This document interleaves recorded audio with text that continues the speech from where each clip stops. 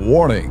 Bitag Live Morning caters to mature audiences. Topics discussed are particularly on hot, timely, current issues purposely intended for Filipino viewers and listeners worldwide. Discussions may contain language that may not be appropriate for some sensitive audiences. If you do not approve of the content listed above, please do not watch our videos. If you wish to continue, we strongly advise that you proceed with caution. Viewer maturity is advised. Ang pasok ho ng Desyembre, itong buwan na to, para sa ibang mga employers, ito ho yung irregular na buwan na kung saan ang dami ho talagang holidays. Hindi na ho matino ang isip ng ibang mga nagtatrabaho sa pamahalaan pagdating ho ng 15 ng Desyembre. kaya paulit-ulit ho ko parang siramplakang sinasabi ho sa inyo mga boss na kung maaari, kung may mga transaksyon ho kayo sa anumang tanggapan, pribado man yan o gobyerno, tapusin nyo na agad hanggang maaga. O yung mga iba dyan na mahihirapan magbayad ng kanilang mga commitments sa ibang mga tanggapan, maganda ho siguro gumawa na ho kayo ng promissory notes ninyo. If not, kung hindi, gumawa na ho kayo ng sinasabing payment plans ninyo para na sa ganon, yung mga nag-aantay, hindi ho masyado maburyo, makalang-akala, baka akala, nakalimutan na. Hindi ho madali para doon sa ibang mga kumpanya, lalo-lalo na patapos ng taon, pag hindi ho, yung mga ibang kumpanya kasi iniisip na, di ba, nagpaplano. Wala hong plano-plano. Ewan natin kung paano ho sila nakakasurvive. Meron ho sinasabing fiscal positioning na kinakailangan ho na talagang kung saan mo imamaneho yung iyong kumpanya. At doon ho sa kinalalagyan ng iyong kumpanya, at yun hong pananalapi ng inyong kumpanya at yung hong sinasabing sistema ng operations at pamamalakad, pangangasiwa at pamumuno. Kasi napaka-importante ho niyan eh. Wala hong matagumpay ho na kumpanya na kung saan kapag ho yung mga tagapangasiwa nyo, no, management, wala hong plano para mga putok sa buho na lang, sige ng sige.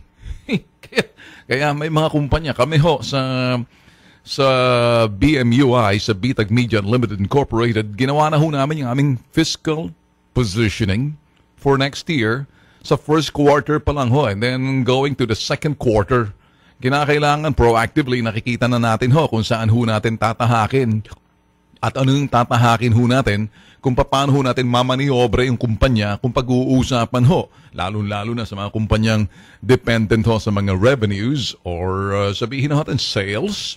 Yan ho'y malaking bagay. Ano man? Kasi ang isang kumpanya na hindi ho nag-iisip ng kanilang sinasabing revenues, sige lang ng sige, yun hong kumpanyang lulutang na lang ho, parang ewan. Parang lutang ho sa ilog na walang direksyon. Nakaka-relate ho ba kayo?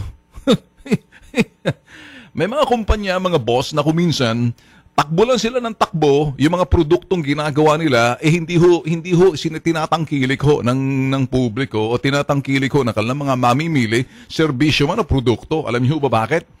Wala hong demand eh. Huwag natin pagigit-gitan yung mga produkto natin, lalo-lalo serbisyo natin kung wala hong demand at hindi ho maka-create ng demand or pangangailangan sa mga merkado na ating tinatarget. Nakaka-relate ho ba kayo? Kaya kung minsan yung ibang mga kumpanya, hirap ho sa kanilang sinasabing revenues kasi hindi ho tugma yung kanilang produkto doon sa kanilang ibinebenta sa merkado, serbisyo o produkto man. Kaya napakahirap ho eh. Tapusin ho natin itong taon ito at ako ho'y hindi nag-a-advise kung sakaling may nakikinig man ho sa atin ng mga malilit na negosyante or mga katamtaman na negosyante. Alam niyo naman ho siguro ang aking mga sinasabi ho rito sa Bitag Live, tumpak ho eh. Hindi naman ho tayo rito basta-basta bumubuka ng ating bibig na ala ho base doon sa sinasabing karanasan ho natin, experience. Iba ho talaga yung karanasan at doon ho sa mga naranasan mo dahil ikay may experience na. Experience is the best teacher kaysa doon lamang sa mga teorya at nakukuha sa mga libro, acquired knowledge through books. Puro theory.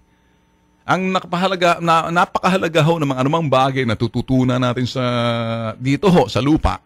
Ano man yan, lalo-lalo pag nagpapatakbo ng kumpanya, kinakailan tugma doon sa merkado. Yun ho eh. Kaya yung karanasan, yan ay magdadala sa iyo doon sa sinasabing patutunguhan mo or yung karanasan mo yan, pag mali ang execution yan, yun ang sinasabing hihila sa iyo pababa at ikay mawawala at mabubura sa isipan ng mga taong tumatangkilik sa iyo kung ang produkto man may serbisyo yan. Get it? So ganun lang ho kasimple. Ako ho'y nagsasabi rito sa mga gusto hong tapusin itong taon na to pero may mga collection sila or may mga unfinished business, tapusin nyo na ho sa panahon ngayon.